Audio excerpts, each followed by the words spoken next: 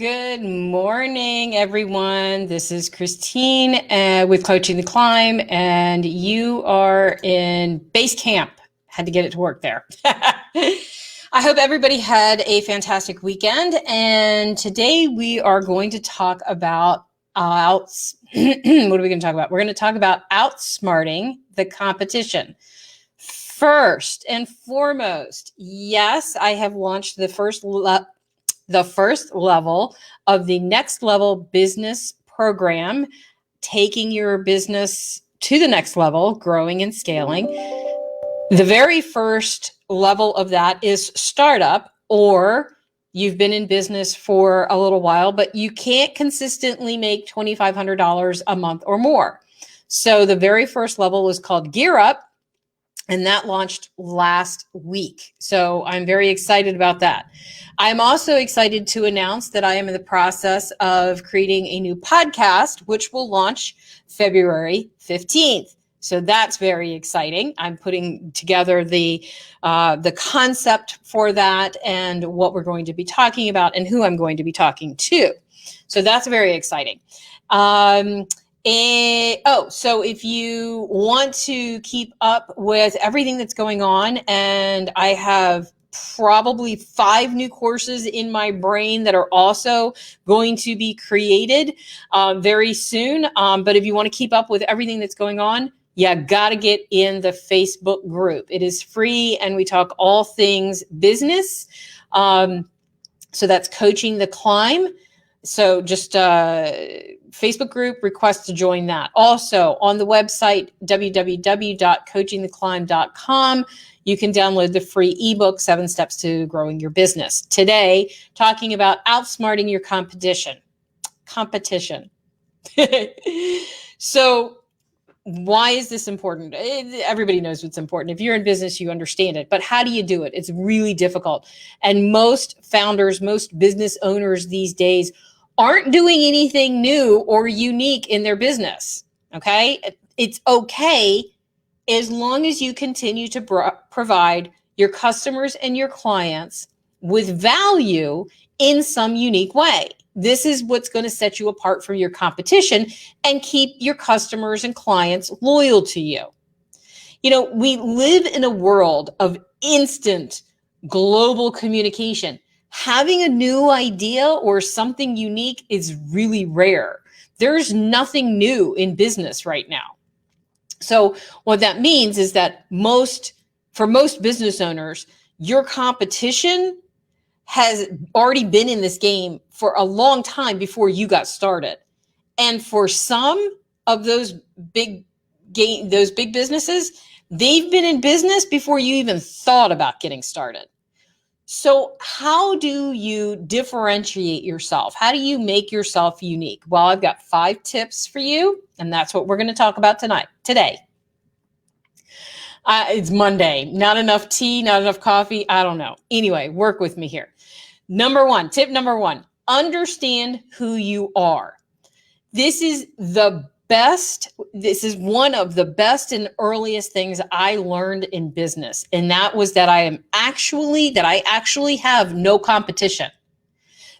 Especially when I had my firm, my CPA firm, there were others out there doing what I did. Of course they were, but they're not me. I am not them. They don't do it the way I do it, or they didn't do it the way I did it. They don't have my experience. They don't have my uniqueness. They don't have my history, or certainly not my personality. So you're the same way. You bring your own history, your own experiences, your own education, your own personality. No one is going to do it the same way you do it. That one understanding alone makes you incredibly unique and sets you apart from everybody else in the industry.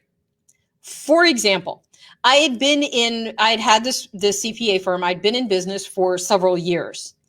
The gentleman CPA who was literally in the side of the duplex next to me, my office was in a duplex. He was in the other side.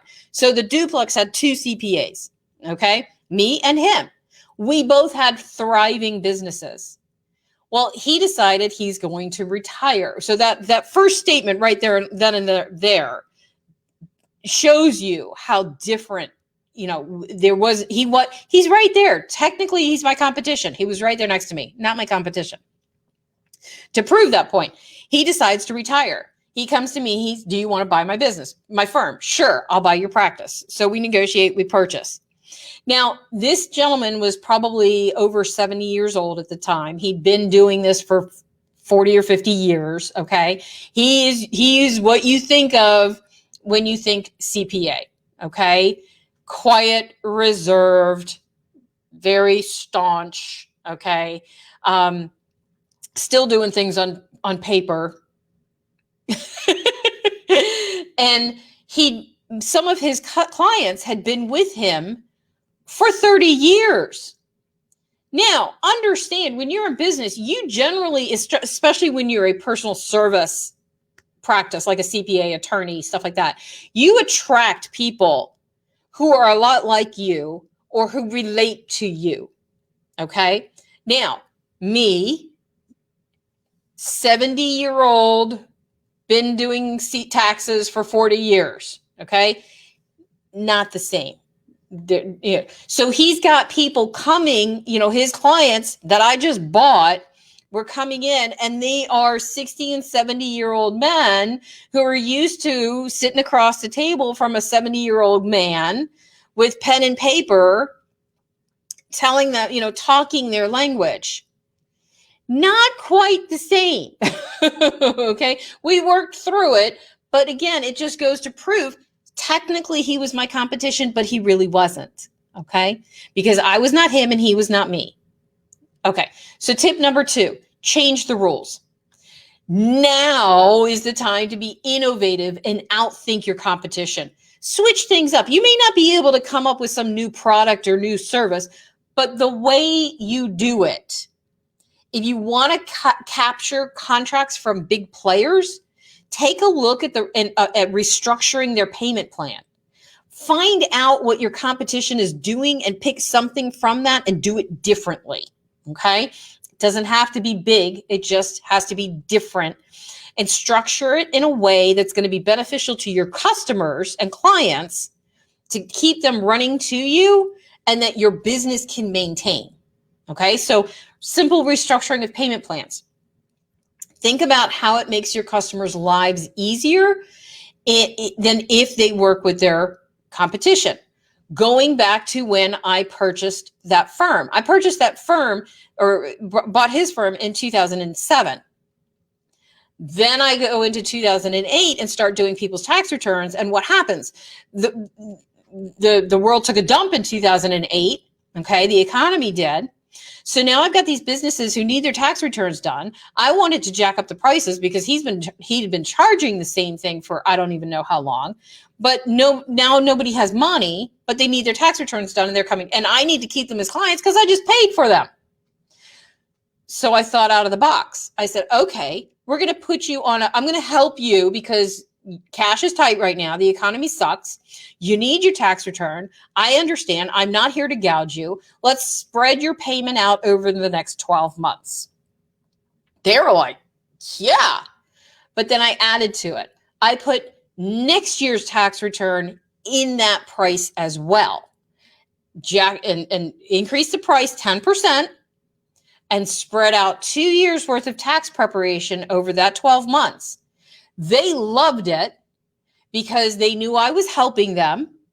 They can budget a smaller amount over 12 months.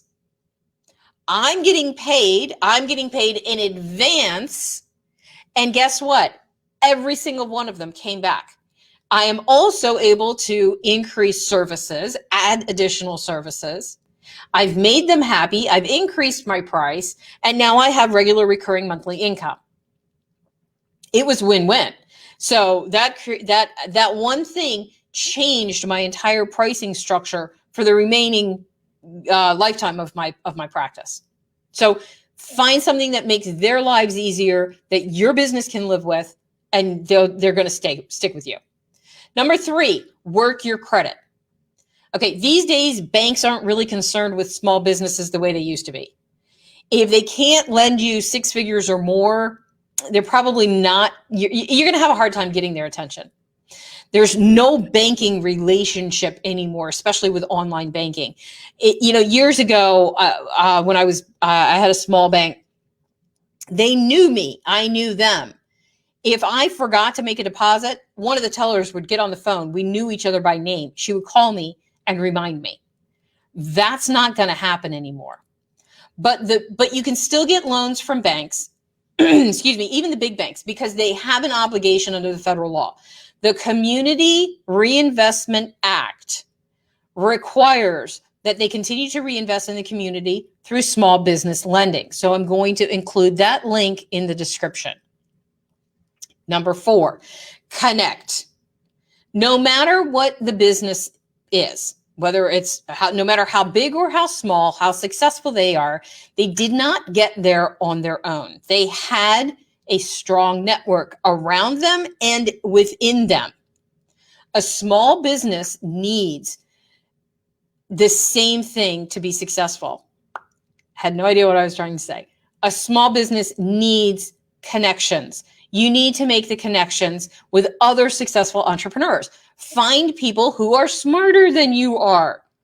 Maybe find people who have done what you want to do, or just generally highly successful in their own lives. Hang out with these people. Understand them. Ask them for help, because they didn't get there on their own. And they know the value of helping others to succeed. If you ask them, they're going to help you. They could be a mentor. They could be a guide. They could just be a friend that you could go and pick their brain whenever you need to. And I guarantee they will always say yes when asked. It's their way of paying it forward. Okay. And remember, you become the 5 people that you hang out with the most. So make sure these people are successful, positive, encouraging, and the type of person that you want to be or hang around. That makes a difference. Number 5, provide outstanding service. I have to say, I have noticed over the last few decades that customer service has really tanked. I have literally had a pile of clothes in my arms, set them down on the counter, and left the store because the customer service was crap. I have stopped working with coaches because the customer service was not there. If you can think out of the box and create the next outstanding customer service program or transaction, you're going to attract and retain clients and customers that are going to stay with you. If you have a sales staff or an administrative staff that interacts with your customers and clients, are they on the same program that you are? It drove me insane. We would come up with this fantastic, sales, marketing, whatever concept plan, and it would not get filtered down to the person who answered the phone. The person who answers your phone, is she happy? Is she upbeat? Is she knowledgeable? Does she make your people calling in feel confident in your company's abilities? Or is she Debbie Downer? You interrupted her and oh my gosh, she has to take this call. Are your salespeople building relationships, or are they practicing hit and run sales techniques? The ones where they get your attention, they throw up on you their sales pitch, and when you say not now, you never hear from them again. Are they building or are they nurturing your clients? Are you checking in with them and their needs on a regular basis? What is your onboarding process? Are they informed? Do they understand your process? These are the questions that a solopreneur should ask, a mom and pop, and a company with 50 employees doing multiple 7 figures. They're all the same questions that everyone should ask. It's the same. And if you can nail this and provide outstanding customer service, again, customers for life. So ultimately, to win that race with everyone else in your industry, you have to be resourceful, think out of the box, and be innovative. Don't be afraid to do things differently. Shake things up. Try it. It may not work. If it does, great. If it doesn't, try something else. You may not be the big brand, but you certainly can carve out your own little share. Okay, I hope this has been helpful, and I will see you next time. Bye.